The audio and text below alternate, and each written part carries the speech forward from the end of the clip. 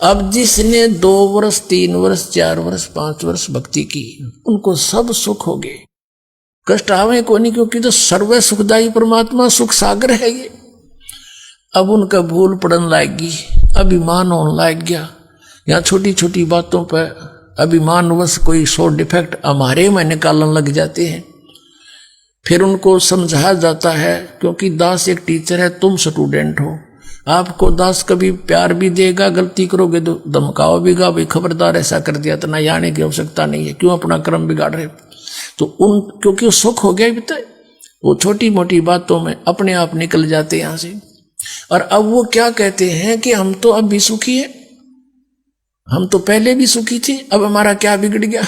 अब ये जैया उनकी हृदय में अज्ञान ना होता तो यहां से धक्के दिए थे बिना जमाने से।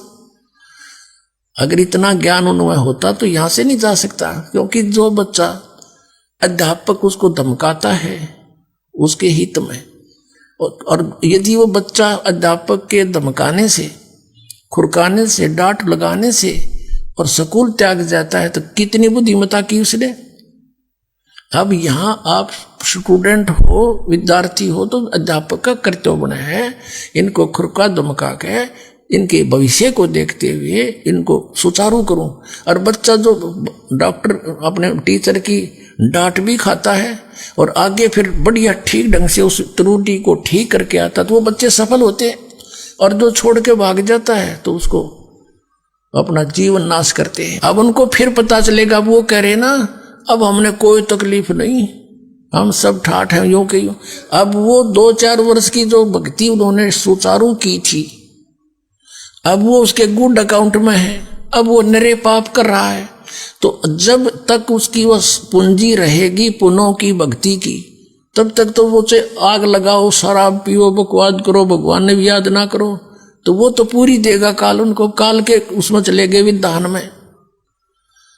और जब वो बैटरी डाउन होएगी इनकी, वो समाप्त हो जाए कुछ दिनों में, फिर रोएंगे। आज दास देख रहा है 6-6 वर्ष जो यहां से त्याग कर चले गए थे, अब 6 वर्ष के बाद किसी के जीभ में कैंसर, किसी के गले में कैंसर, अब आवे रोते हुए। अब ने पहले पता था इसकी कोई करड़ाई उठा कर ले गई यहां से भगवान को छोड़कर। कहते हैं द्वार धनी के पड़ा रहे, धक्के धनी के खावे, और 100 काल जक जोली पर द्वार छोड़ नहीं जावे।